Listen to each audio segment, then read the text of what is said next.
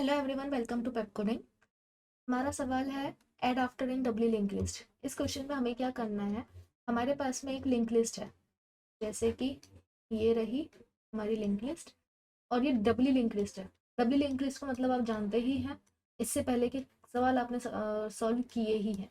अगर नहीं किए हैं तो कर लीजिए, क्योंकि क्वेश्चंस को ना एक सीरीज में सॉल्व करना होता है, और सारे क्वेश्चन एक सीरीज में दे रखे हैं। अगर आप उन सभी क्वेश्चंस को एक सीरीज में सॉल्व करेंगे तो ज़्यादा अच्छे से समझ में आएगा। ऐसे बीच बीच में से देख के कंसेप्ट क्लियर नहीं होता। तो हमारे पास में ये डब्ल्यू लिंक लिस्ट है। ये हमारा हेड हो गया और ये टेल लिस्ट की। ठीक है, तो अब हमें क्या करना है, हमें इसमें एक नोड को ऐड करना है। कहाँ पे ऐड करना है, हमें एक रेफरेंस नोड गिवन होगी। रेफरेंस नोड क्या है, रेफरेंस नोड कुछ नहीं है, इनमें से कोई एक नोड गिवन है। जैसे हमको ये वाली नोड दे दी तो हमें इस नोड के बाद में ऐड करना है। इस नोड के बाद में ऐड करने का मतलब इस वाली और इस वाली नोड के बीच में ऐड होगा। तो मैं क्या एक फॉरवर्ड नोड भी बना लूँगी। फॉरवर्ड नोड जैसे अब अगर मेरी ये वाली रेफरेंस नोड है, फॉरवर्ड नोड मेरी यही होगी, क्योंकि जब मैं रेफरेंस नोड के आगे ऐड कर रही होंगी तो मुझे ये वाली नोड भी तो चाहिए, क्योंकि उस वाली नोड को इस नोड से भी तो कनेक्ट करना है। तो मेरे पास दोनों नोड स्टोर हो जाए, दोनों नोड मेरे पास रहे, वो दोनों नोड कहाँ कहीं खोए नहीं। इसलिए मुझे यहाँ पे अगर मैं रेफरेंस बना रही हूँ तो यहाँ पे मैं फॉरवर्ड बना लूँगी। ठीक है, अब सवाल ये है कि हम इसको करेंगे कैसे। क्वेश्चन तो आपको समझ में आ गया, अब हम इसको करेंगे कैसे। तो देखो, हमें क्या करना है ना, अगर मैं कोई भी नोड ऐड कर रही हूँ तो क्या ऐसा है कि अगर मैं यहाँ पे नोड ऐड करूँगी तो मुझे बाकी की सारी लिस्ट को आगे शिफ्ट करना पड़ेगा। अगर मैं यहाँ पे कहीं पे नोड ऐड कर रही हूँ तो जो भी चेंजेस होंगे इन दो नोड के बीच में ही तो होंगे। क्या इन किसी भी नोड पे फर्क पड़ेगा, इनमें से किसी भी नोड पे नहीं पड़ेगा ना। तो अगर मैं यहाँ पे कोई नोड ऐड करूँगी तो इनमें से किसी पे भी कोई असर नहीं पड़ेगा। यहाँ पे भी नहीं पड़ेगा, यहाँ पे करूँगी तब भी नहीं पड़ेगा, यहाँ करूँगी तब भी नहीं पड़ेगा। लेकिन अगर मैं टेल पे कोई भी नोड ऐड करूँगी ना तो फर्क पड़ेगा। पीछे वाली लिस्ट को नहीं पड़ेगा, पर यहाँ पे फर्क पड़ेगा। क्या फर्क पड़ेगा, जैसे हमें पता है कि हमारी जो लास्ट नोड होती है वो हमेशा नल को पॉइंट कर रही होती है, तो यहाँ पे फिलहाल नल है। अब अगर मैं यहाँ पे कोई नोड ऐड करना चाहूँगी तो पहले मुझे वो नोड बनानी पड़ेगी। ये मैंने नोड बना ली। अब जो इसका नेक्स्ट है वो इस नोड को पॉइंट कर रहा है, और इस नोड का प्रीवियस इस नोड को पॉइंट कर रहा है। लेकिन टेल तो अभी भी यही है, मुझे इस टेल को आगे शिफ्ट करना पड़ेगा। मुझे टेल को आगे शिफ्ट करना पड़ेगा। अब ये मेरी टेल है, ये नहीं। तो बस इतना सा फर्क पड़ेगा। अब इसको जानने के लिए मैं क्या कर सकती हूँ ना, देखो मेरे पास क्या कंडीशंस हैं। मैंने अभी अभी आपको बताया कि जो भी नोड मुझे जिस भी नोड के आगे मुझे ऐड करना है, मैंने उस नोड को मान लिया। मेरे को रेफरेंस के आगे ऐड करना है, मेरे को रेफरेंस गिवन है। अब जैसे मेरे को रेफरेंस दे दिया, ये रेफरेंस नोड में दे दिया 50, तो 50 के आगे अगर मुझे ऐड करना है तो यहाँ पे मैंने नई नोड बना ली। लेकिन ये मुझे कैसे पता चलेगा कि मुझे यहाँ पे बनानी है। मेरे पास जो फॉरवर्ड है, मैं टेल की कंडीशन के लिए बता रही हूँ। अगर ये रेफरेंस नोड है तो मेरा जो फॉरवर्ड है वो यहीं कहीं होगा, क्योंकि रेफरेंस नोड की जो नेक्स्ट नोड है मैं उसी को ही फॉरवर्ड बनाऊंगी। तो मेरा जो फॉरवर्ड है वो फिलहाल यहाँ पे नल में कहीं होगा। तो यहाँ पे मुझे कंडीशन पता चल जाएगी टेल के लिए कि अगर मेरा फॉरवर्ड नल के बराबर है, दैट मीन्स मुझे टेल पे ऐड करनी है नई नोड। तो मैं क्या करूँगी, मैं यहाँ पे एक नोड बनाऊंगी। इस नोड के नेक्स्ट में ये वाला, इस नोड को अटैच कर दूंगी, और इसके प्रीवियस में इसको, और सिंपल अपने टेल को अपडेट कर दूंगी। ये मेरा टेल अपडेट हो गया।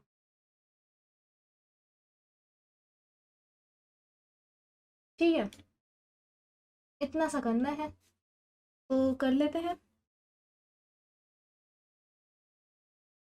है हमारा add after.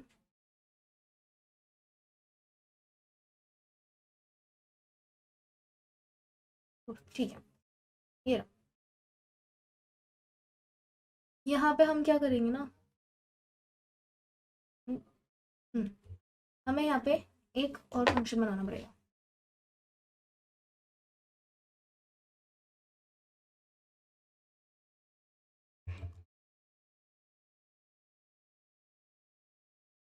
Right, add after के नाम से मैं एक और फंक्शन बना रही हूँ। इसमें मेरे पास में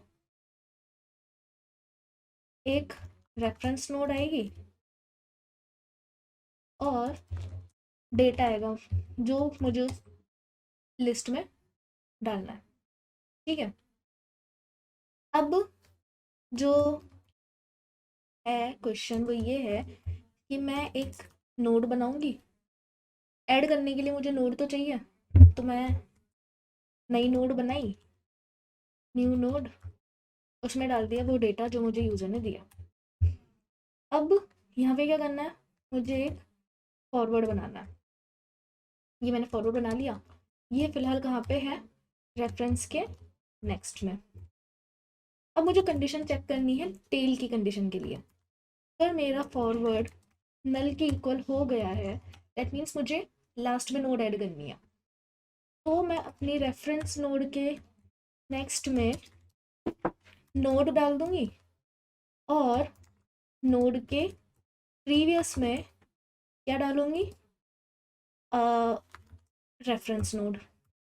और मेरा जो टेल है उसको अपडेट कर दूंगी। अब जो मेरा टेल है वो कौन बन जाएगा, मेरी नई वाली नोड।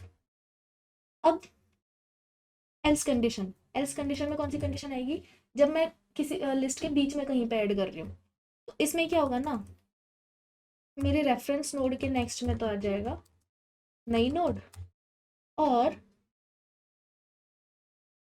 नोड के प्रीवियस में आ जाएगा, आई एम सॉरी ये साइन गलत हो गया, नोड के प्रीवियस में आ जाएगा रेफरेंस नोड। ठीक है, अब नोड के नेक्स्ट में क्या आएगा, नोड के नेक्स्ट में आ जाएगा फॉरवर्ड, क्योंकि वो जो नई नोड बनाई है वो फॉरवर्ड को ही तो पॉइंट करेगी। और जो फॉरवर्ड है उसके प्रीवियस में क्या आएगा, उसके प्रीवियस में आ जाएगा मेरी नई वाली नोड। एंड में आगे क्या करूँगी, बस लिस्ट का साइज 1 से बढ़ जाएगा, दिस साइज प्लस प्लस। अब मुझे यहाँ पे क्या करना है, मुझे यहाँ पे बस फंक्शन को कॉल लगाना है। मैंने नोड बनाई, ये बना रही मैंने नई नोड। ये मैं क्या कर रही हूँ, यहाँ पे मैं सिंपल सा अपने गेट नोडेड फंक्शन को कॉल लगा दूंगी। गेट नोडेड फंक्शन क्या करेगा ना, गेट नोडेड फंक्शन मुझे वो वाली रेफरेंस नोड ला के दे देगा, वो नोड ला के दे देगा जो कि मेरी रेफरेंस नोड बनेगी। और यहाँ पे मैं पास कर दूंगी इंडेक्स, जिस भी इंडेक्स पे मुझे वो नोड चाहिए, जिस इंडेक्स पे मुझे वो नोड मिलेगी वो वाला उस इंडेक्स पे जो भी मेरी नोड प्रेजेंट है वो बन जाएगी मेरी रेफरेंस नोड।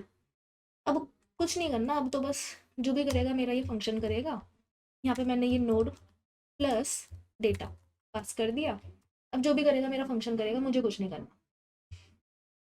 एक बार रन करके देख लेते हैं, सक्सेसफुल आ रहा है, सबमिट कर लेते हैं, सारे टेस्ट केसेस पास हो रहे हैं या नहीं। हाँ जी बिल्कुल हमारे सारे टेस्ट केसेस पास हो रहे हैं, तो हमारा कोड बिल्कुल सही है और बिल्कुल सही तरीके से चल भी रहा है। तो आई होप आपको समझ में आया होगा हमने यहाँ पे क्या किया। अगर नहीं आया तो दोबारा वीडियो को दोबारा प्ले कर लीजिए और मिलते हैं फिर किसी नए सवाल में। लिंक लिस्ट का कोई भी क्वेश्चन सॉल्व करो तो उसका डायग्राम बना लो। डायग्राम बनाने के बाद में कोड तो हो जाएगा, डायग्राम बनाने के बाद में समझ में आएगा कि हमें करना क्या है, स्टेप्स पता चल जाएंगे।